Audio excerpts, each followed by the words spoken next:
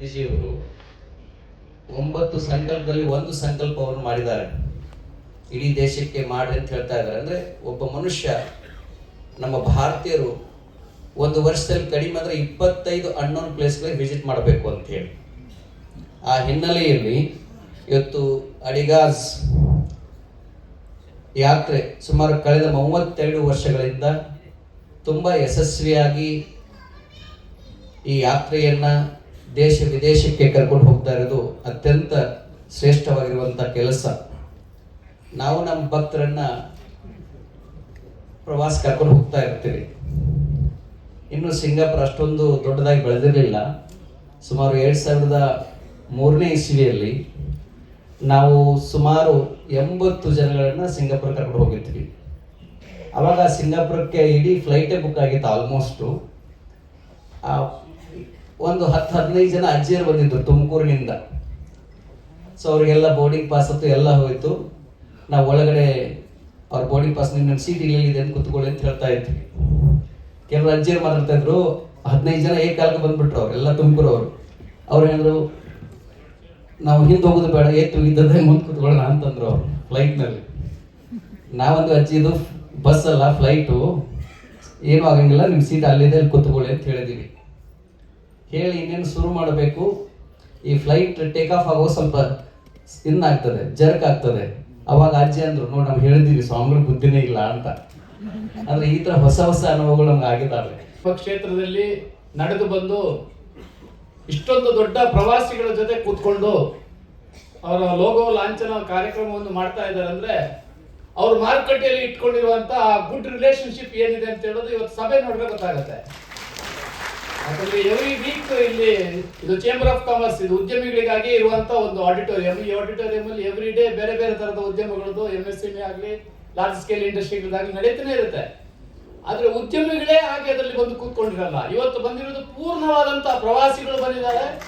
ಕೆಲವು ಟ್ರಾವೆಲ್ ಆಪರೇಟರ್ಗಳು, ಆತಿಥ್ಯ ಕ್ಷೇತ್ರದ ಹಿರಿಯರು ನಮ್ಮ ಮುಂದೆ ಕೂತ್ಕೊಂಡಿದ್ದಾರೆ. ಅದು ಬಿಟ್ಟರೆ ಹೆಚ್ಚಿನವರು ಪ್ರವಾಸಿಗಳಿದ್ದಾರೆ. ಯಾಕಂದ್ರೆ ಅಡಿಗಾಸ್ ಯಾತ್ರಾ ಸಂಸ್ಥೆ 3 ಲಕ್ಷಕ್ಕಿಂತ ಮೇಲ್ಪಟ್ಟು ಯಾತ್ರಿಕರನ್ನು ದೇಶದಾದ್ಯಂತ ಮತ್ತು ಹೊರ ಪ್ರಪಂಚಕ್ಕೆ ಕರ್ಕೊಂಡು ಹೋಗಿ ಮಾದರಿಯಾಗಿ ಸೇವೆಯನ್ನು ಕೊಟ್ಟಿದೆ. ಇದು ಕರ್ನಾಟಕಕ್ಕೆ ಹೆಮ್ಮೆ ಅಂತ ನಾವು ಹೇಳ್ಬೇಕು. ಈಶ್ವರ್ ಭಟ್ ಅವರೇ, ರಾಧಾ ಕನ್ನವಳ್ಳ ಅವರೇ, ಖ್ಯಾತ ಅಭಿನೇತ್ರಿ ಶ್ರೀಮತಿ ಆದಿತ್ಯ ಪ್ರಭುದೇವ್ ಅವರೇ, ಕೆ ನಾಗರಾಜ್ ಅಡಿಯವರೇ, ಶ್ರೀಮತಿ ಅಡಿಯವರೇ, ಎಲ್ಲ ನಡೆದಂಥ ಬಂಧುಗಳು, ಸಹೋದರರು, ಈ ಕಾರ್ಯಕ್ರಮವನ್ನು ಭಾಳ ಹತ್ತಿರದಿಂದ ನೋಡಿದಾಗ ಈಗ ಅನಿಸ್ತಿದೆ ನಮ್ಗೆ. ಅಡಿಗಾರ ಹೋಟೆಲ್ಗೆ ಹೋಗಿವಿ, ಎಲ್ಲ ಮಾಡಿವಿ. ಆದರೆ ಇಷ್ಟೊಂದು ಪ್ರಪಂಚದಾದ್ಯಂತ ಇಷ್ಟೊಂದು ದೊಡ್ಡ ಕಾರ್ಯಕ್ರಮ ಮಾಡ್ಯಾರ ಅಂತೇಳಿ ನಮಗೆ ಗೊತ್ತಿರಲಿಲ್ಲ. ಆನೆಸ್ಟ್ ಆಗಿರ್ಬೇಕಾದ್ರೆ ಇದೊಂದು ಅತ್ಯಂತ 32 ವರ್ಷದಿಂದ ಈ ಕಾರ್ಯಕ್ರಮ ಮಾಡೋದು ಹೆಮ್ಮೆ ವಿಷಯ. ಅತಿ ಸಾಮಾನ್ಯವಾದಂಥ ಮಾತು ಸಹಿತ ಅಲ್ಲ. ಅದರ ಕೂಡ ಇವತ್ತು ಅವರು ಈ ಕರ್ನಾಟಕದ ಎಲ್ಲ ಜನತೆಯನ್ನು ಬೇರೆ ಬೇರೆ ದೇಶಗಳಿಗೆ, ಬೇರೆ ಬೇರೆ ರಾಜ್ಯಕ್ಕೆ ಎಲ್ಲ ಕರ್ಕೊಂಡೋಗಿ ಅವ್ರಿಗೆಲ್ಲರಿಗೂ ಮಾಹಿತಿಯನ್ನು ಕೊಡುವಂಥ ಕೆಲಸ ಮಾಡಿಲ್ಲ. ನಾವು ನಮ್ಮಲ್ಲಿ KSDC ಅಂತ ಒಂದು ಸಂಸ್ಥೆ ಇದೆ.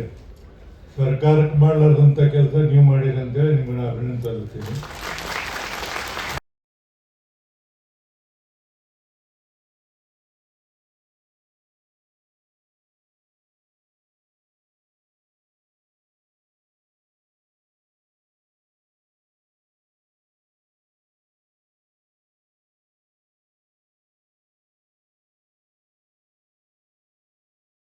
ಮಹಾಸ್ವಾಮಿಗಳಿಗೆ, ಬಸವರಾಜ್ ಸರ್ಗೆ, ನೆಚ್ಚಿನ ಶ್ರೀನಿವಾಸ ಸರ್ಗೆ, ಕೃಷ್ಣಮಲ್ಲ ಸರ್ಗೆ, ನಾಗರಾಜ್ ಸರ್ ಹಾಗೆ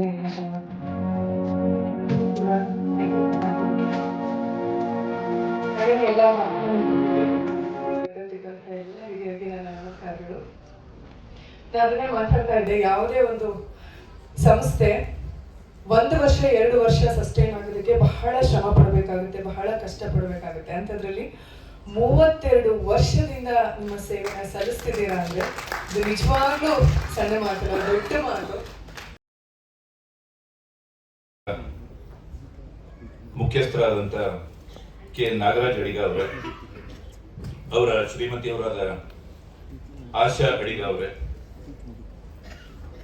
ಈ ಸಭಾಂಗಣದಲ್ಲಿ ಸೇರಿರುವಂತಹ ಎಲ್ಲ ಆತ್ಮೀಯರೇ ಮತ್ತು ಪ್ರವಾಸಿ ಪ್ರಿಯರೇ,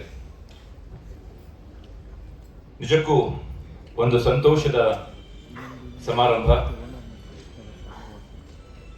ಅಡಿಗಾಸ್ ಯಾತ್ರಾ 32 ವರ್ಷ ಪೂರೈಸಿದಂತ ಈ ಸಂದರ್ಭದಲ್ಲಿ ನಿಮ್ಮೆಲ್ಲರ ಪರವಾಗಿ ಹಾಗೂ ವೈಯಕ್ತಿಕವಾಗಿ ನಾನು ನಾಗರಾಜ್ ಅಡಿಗ ಅವರನ್ನ ಮತ್ತು ಆಶಾ ಅಡಿಗ ಅವರನ್ನ ಹೃತ್ಪೂರ್ವಕವಾಗಿ ಅಭಿನಂದಿಸಲಿಕ್ಕೆ ಇಷ್ಟಪಡ್ತೀನಿ.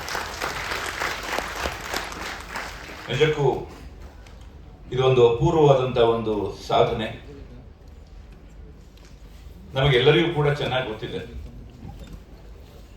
ಒಬ್ಬರೇ ಪ್ರವಾಸಕ್ಕೆ ಹೋಗುವಂಥದ್ದು ಬಹಳ ಕಷ್ಟ. ಅದರಲ್ಲಿ 40 ಜನರನ್ನ, 50 ಜನರನ್ನ, 75 ಜನರನ್ನ ಕರ್ಕೊಂಡು ಹೋಗುವಂಥದ್ದು ಬಹಳ ಕಷ್ಟ.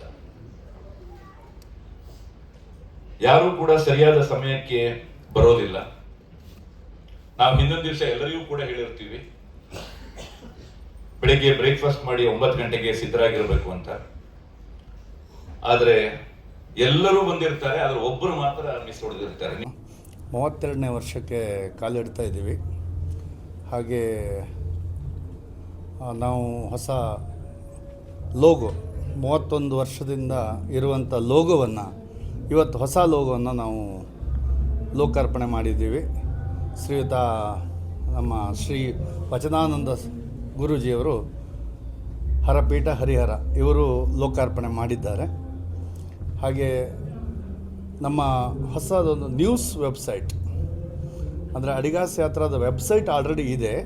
ಹೊಸದಾಗಿ ಇವತ್ತು ಯಾತ್ರಾ ನ್ಯೂಸ್ ಅಂತ, ನಿಮಗೆ ಸ್ಥಳಗಳ ಪರಿಚಯ ಇರ್ಬೋದು, ಸ್ಥಳಗಳ ಮಾಹಿತಿ ಇರ್ಬೋದು, ಅಥವಾ ಅಡಿಗಾಸ್ ಯಾತ್ರಾದ ಪ್ಯಾಕೇಜ್ಗಳಿರ್ಬೋದು, ಆ ನ್ಯೂಸ್ ವೆಬ್ಸೈಟ್ನಲ್ಲಿ ಸಿಗ್ತದೆ. ಇದನ್ನು ನಮ್ಮ ಖ್ಯಾತ ಲೇಖಕರು ಹಾಗೂ ಕರ್ನಾಟಕದ ಏಕೈಕ ಪ್ರವಾಸ ಪತ್ರಿಕೆಯಾದಂಥ, ಟೂರಿಸಂ ಬಗ್ಗೆ ಇರುವಂಥ ಪತ್ರಿಕೆಯಾದಂಥ ಪ್ರವಾಸಿ ಪ್ರಪಂಚದ ಪ್ರಧಾನ ಸಂಪಾದಕರಾದಂಥ ವಿಶ್ವೇಶ್ವರ ಭಟ್ರು ಅದನ್ನು ಇವತ್ತು ಲೋಕಾರ್ಪಣೆ ಮಾಡಿದ್ದಾರೆ. ಮತ್ತೊಂದು, ನಾವು ಯೂಟ್ಯೂಬ್ ಚಾನಲ್ ಆಲ್ರೆಡಿ ಇದೆ, ಅದನ್ನು ಮತ್ತಷ್ಟು ಅಪ್ಗ್ರೇಡ್ ಮಾಡಿದ್ದೇವೆ. ಮತ್ತಷ್ಟು ನಮ್ಮ ಅನಿಸಿಕೆ, ಪ್ರವಾಸಿಗರ ಅನಿಸಿಕೆ, ಪ್ರವಾಸ ಸ್ಥಳಗಳ ಬಗ್ಗೆ ಮಾಹಿತಿಯನ್ನು ನೀಡಲಿಕ್ಕಾಗಿ ಹೊಸ ನ್ಯೂಸ್ ಯೂಟ್ಯೂಬ್ ಚಾನಲನ್ನು ಮಾಡಿದ್ದೇವೆ. ಅದನ್ನು ಖ್ಯಾತ ಚಲನಚಿತ್ರ ಅಭಿನೇತ್ರಿ ಅದಿತಿ ಪ್ರಭುದೇವ ಅವರು ಮಾಡಿದ್ದಾರೆ, ಅದನ್ನು ಲೋಕಾರ್ಪಣೆ ಮಾಡಿದ್ದಾರೆ. ಹಾಗೆ ನಮ್ಮ ಮತ್ತೊಂದು ಹೊಸದಂದರೆ ನಮ್ಮ ಬ್ರೋಷರ್ ರಿಲೀಸ್, ಈ ವರ್ಷದ 32ನೇ ವರ್ಷದ ಬ್ರೋಷರನ್ನು ಶ್ರೀಯುತ ನಮ್ಮ ವಿಧಾನ ಪರಿಷತ್ ಸಭಾಪತಿಗಳಾದಂಥ ಶ್ರೀ ಬಸವರಾಜ್ ಹೊರಟ್ಟಿ ಅವರು ಇವತ್ತು ಅದನ್ನು ಬಿಡುಗಡೆ ಮಾಡಿದ್ದಾರೆ. ಹಾಗೆ Karnataka travel association, state travel association, ಅದರ ಪ್ರೆಸಿಡೆಂಟ್ ಶ್ರೀ ರಾಧಾಕೃಷ್ಣ ಹೊಳ್ರು ಸಹ ಸಭೆಯಲ್ಲಿ ಭಾಗವಹಿಸಿದರು. ಹಾಗೆ ಇವತ್ತು ನಮ್ಮ ಬಹಳಷ್ಟು ಜನ ಪ್ರವಾಸಿಗರು ಒಳಗಡೆ ಕೂತ್ಕೊಳ್ಳಿಕ್ಕೂ ಜಾಗ ಇಲ್ಲ, ಅಷ್ಟು ಇದ್ರೂ ಹೊರಗಡೆ ಇದ್ದು ನಮ್ಮ ಈ ಕಾರ್ಯಕ್ರಮಕ್ಕೆ ಬಹಳಷ್ಟು ಏನಂದರೆ ಬೆಂಬಲವನ್ನು ಕೊಟ್ಟಿದ್ದಾರೆ. ಮತ್ತು ನಮ್ಮ ಸಂಸ್ಥೆಯ ಈ ಪ್ರವಾಸಿಗರನ್ನೆಲ್ಲ ನೋಡಿದ ನಮಗೆ ಬಹಳ ಹೆಮ್ಮೆನೂ ಆಗ್ತಾಯಿದೆ.